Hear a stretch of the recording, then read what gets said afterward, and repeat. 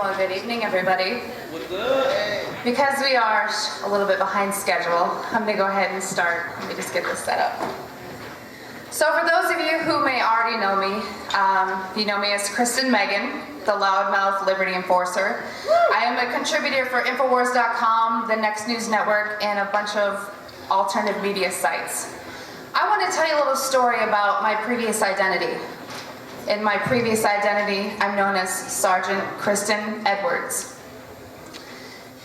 2001, I didn't really know what I wanted to do with my life. And in 2001, I figured, you know what, I heard about a bunch of my friends going into the military, and it seemed like they could get their college funded and do great things defending this nation. So in 2001, I rose my right hand to the Constitution to defend and uphold. And as ignorant as I was, that Constitution was just a subject in high school history. I hadn't read it. Throughout my career, I was stationed all over the nation, all over the world. I started out in England. My job was in bioenvironmental engineering. For those of you who don't know what that is, if you've ever heard of OSHA, anyone heard of OSHA? Yeah. I followed the health side. So my job was to ensure that everything that the Air Force was doing, that we were tracking the exposures for all military personnel as related to what was the Air Force doing, how did it relate to health, and what was the Air Force doing and how did it relate to environmental impact. I spent almost 10 years in the Air Force. I'd love to say it was the best 10 years of my life, but I'll tell you about one day that changed my life. My second base was in Oklahoma City at Tinker Air Force Base, Oklahoma.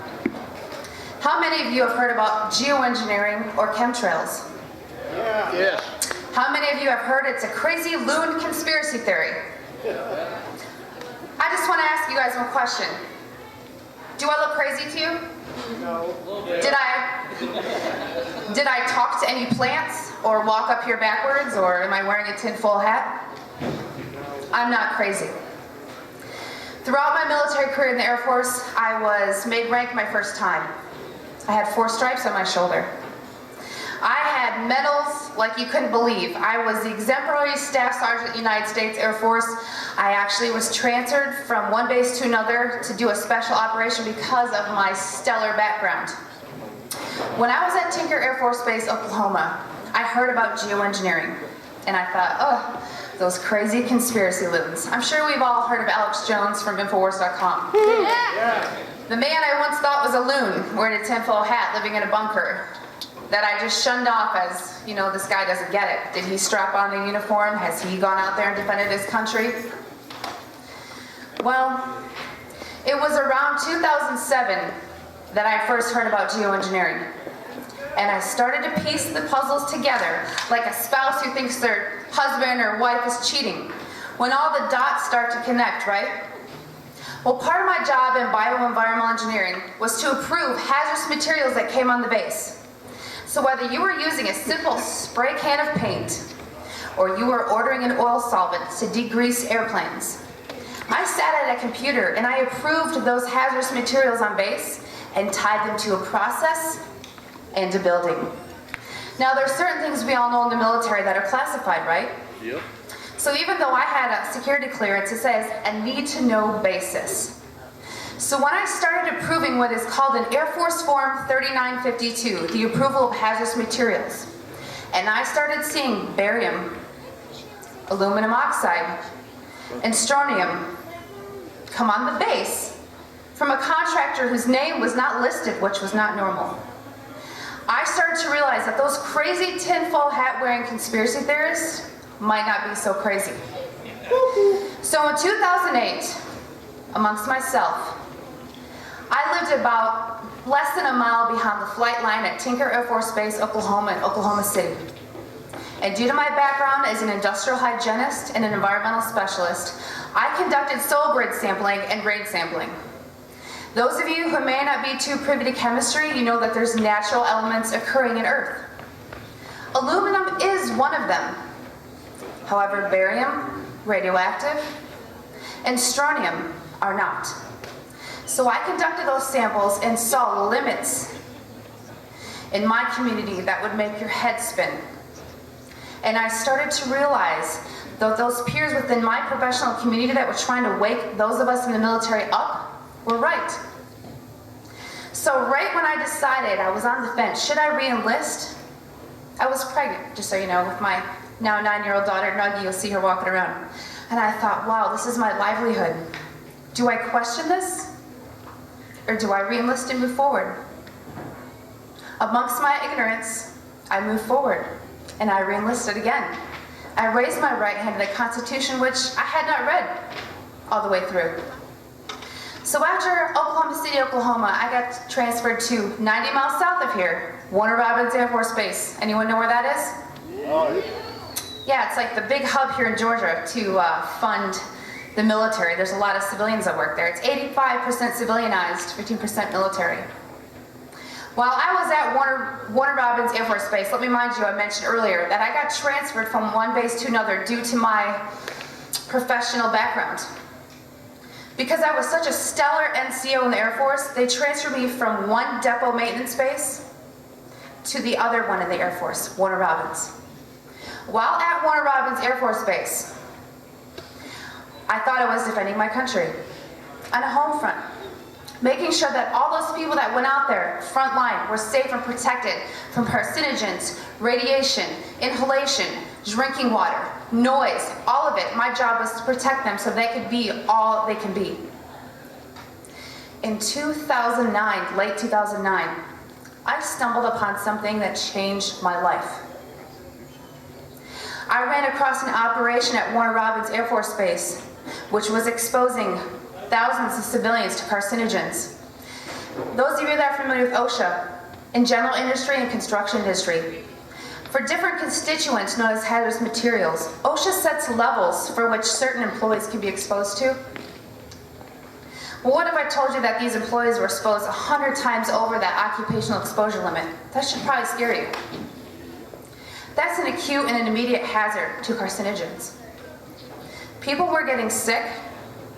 People were getting cancer. People had sores in their mouth from something called strontium chromate or chrome-6, a carcinogenic metal used in military operations. So after what I saw at Tinker Air Force Base, Oklahoma, and then what I saw at Warner Robins Air Force Base, Georgia, everything that I knew, everything that I thought I knew, this great nation, we are heroes. I had 4 stripes on my arm and 11 medals and ribbons on my chest. I thought I was protecting my homeland. When I brought to my commander to his attention that there were people exposed to these hazardous pollutants and people were getting sick, I'll give you the synopsis of the story. I took these air samples, I took the swipe samples. These people were actually dumb and ignorant enough to threaten me in writing. My threat was, mind you, I had a perfect history. Not one article of paperwork, not one Article 15, not one negative aspect on my record. I was the poster child for what an Air Force NCO should be. I was told that if I told the employees, which is required by law, that they were exposed to these materials, that my commander had the authority to lock me up in a mental institution for up to 120 days without being questioned. At the time, my daughter was 5 years old. I was told, who will take care of your daughter, because I was divorced. I was threatened to be locked up in a mental ward for trying to do my job. I was threatened to have my one child who I love with all my life taken away from me because I tried to do the one thing I was trained to do, protect the workforce. So folks, let me tell you, 2001 is when I entered the military. 4 stripes on my arm, 11 medals and awards on my chest. But it only took one day to change my life. And that day was October 27, 2010, when I left the United States Air Force at almost 10 years, halfway to retirement. I would have been scot-free. I left as a whistleblower of the United States Air Force. I had my life threatened. I was followed. My phones were tapped. I had journalists at my front door. I had no job. I left the United States Air Force honorably as a whistleblower. It is because of what happened to me in the Air Force an avenue in which I thought I was a hero, an American hero, as we all think those in uniform are. When I realized that we are not honest and that the core values that the United States Air Force taught me were completely just talking points, it made me sick to my stomach. After leaving the U.S. Air Force, I worked for the Department of Veterans Affairs, which I figured I would be blacklisted and would never get a job with the U.S. government. Why I worked for the U.S. government, I don't know at this point, but it was easy to get because I was a disabled veteran. Why I was at the Department of Veterans Affairs, thinking I could turn things around. You know what I witnessed? How many of you are veterans here? Right here. Several of you. That is. Let me tell you about a little program that the Department of Veterans Affairs has. When you come in with PTSD, depression, anxiety, drinking problem, substance problem, they put you on psychotropic drugs.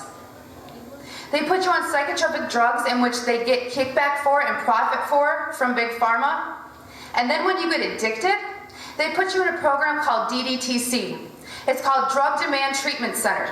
So once they get you on these drugs that they profited from, they then put you in a program that they get government grants from to put you in rehab. So those of you who are veterans, I would really rethink your care at the veterans facilities. And I know in saying that as a former employee puts a big bullseye on my forehead. But frankly, I don't care. Because let me tell you the difference between 2001 and 2013. I read my Constitution, front and back. I read the Declaration of Independence. I read it all. And I stand here admitting to you that I was an ignorant person in the United States military who thought they were a hero. But you know what?